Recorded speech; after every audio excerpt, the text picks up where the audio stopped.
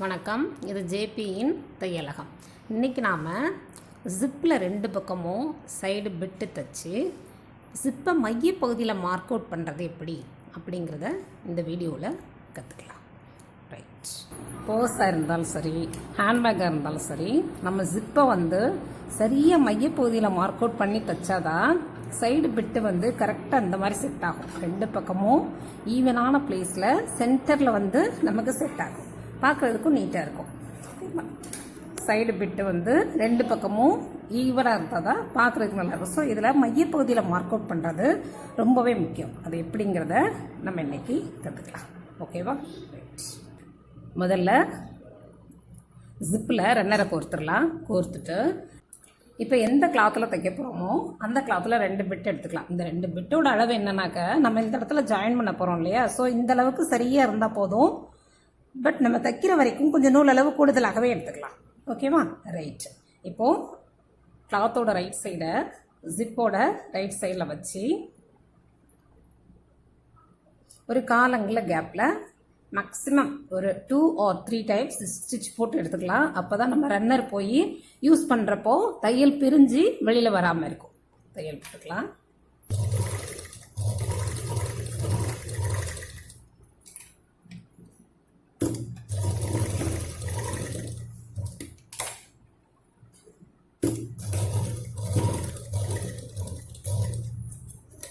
இப்போ நம்ம திருப்பி பார்க்குறப்போ இந்த இடம் கொஞ்சம் க்ராஸாக இருந்ததுன்னு வைங்களேன், அதை நம்ம திரும்பவும் வச்சு ஸ்ட்ரெயிட்டாக கொண்டு வந்துடலாம். அப்போ தான் நமக்கு ஃபினிஷிங் நீட்டாக கிடைக்கும். இப்போது திருப்பி வச்சு இந்த இடத்துல ஒரு அமுக்கு தையல் ஒன்று போட்டுடலாம்.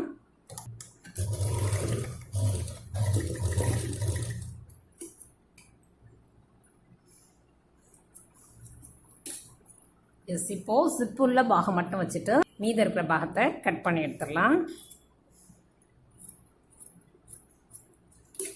ரைட். இப்போ இதே மாதிரி இந்த பக்கமும் சிப்பு மேலே கிளாத்தை வச்சிடலாம். ஒரு 2 or 3 டைம்ஸ் ஸ்டிச்சஸ் போட்டு எடுத்துக்கலாம்.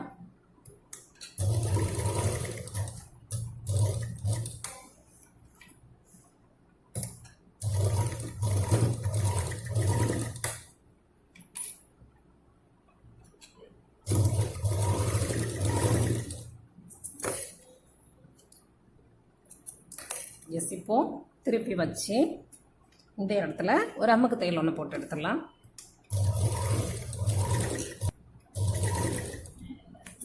இப்போது சிப்புள்ள பாகம் மட்டும் வச்சுட்டு மீதி இருக்கிற எக்ஸஸ் கிளாத்தை கட் பண்ணி எடுத்துடலாம். அவ்வளோதாங்க. ரைட், நம்ம சைடு பிட் போட்டு எடுத்தாச்சு. இனிமேல் தான் இம்பார்ட்டண்ட்டான பாயிண்ட் என்னன்னாக்க, சென்டர் பாயிண்ட் மார்க் அவுட் பண்ணுறது. இதில் சென்டர் பாயிண்ட்டை மட்டும் சரியாக நம்ம மார்க் அவுட் பண்ணிட்டோம்னாக்க பேக்கோ பர்ஸோ நல்லா ஃபினிஷிங் இருக்கும். ஓகேவா? இப்போ நம்ம மார்க் அவுட் பண்ண போகிறது ஜிப்போட பின்பாகத்தில் ஜிப்போட மையப்பகுதியை மார்க் அவுட் பண்ணணும். ஓகேவா? ஆனால் கால்குலேட் பண்ணுறது முன்பாகத்தில் உள்ளது. இந்த இடம் கிளாத் போக ஜிப்பு ஆரம்பிக்குது இல்லையா? இந்த இடத்த மார்க் அவுட் பண்ணிவிட்டு அந்த இடத்த பிடிச்சிக்கலாம். இப்போ நம்ம மார்க் அவுட் பண்ணோம் இல்லையா? அந்தையும் இந்த 2 பிளேஸையும் பிடிச்சிட்டு இந்த மைய பகுதியில் சரியாக மார்க் அவுட் பண்ணி எடுக்கிறோம். இதுதான் சென்டர் பாயிண்ட். ஓகேவா? அதே மாதிரி இந்த பக்கமும் இந்த கிளாத் முடிகிற இடத்துல மார்க் அவுட் பண்ணிவிட்டு நல்ல பாகத்தில் ஜிப்போட ரைட் சைடில் மார்க் அவுட் பண்ணுறோம்.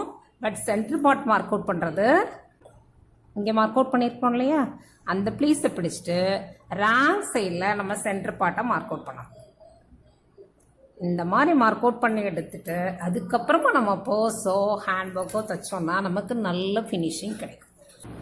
இந்த இப்போது நம்ம எந்த கிளாத்தில் தைக்க போகிறோமோ அந்த கிளாத்தையும் அதே மாதிரி தான் 2ஆக மடக்கிட்டு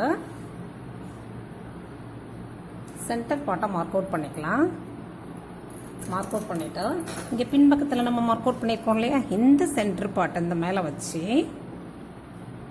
இங்கே இருந்து ஆரம்பித்து இங்கே வரைக்கும் ஒரு ஸ்டிச் போட்டுக்கலாம்.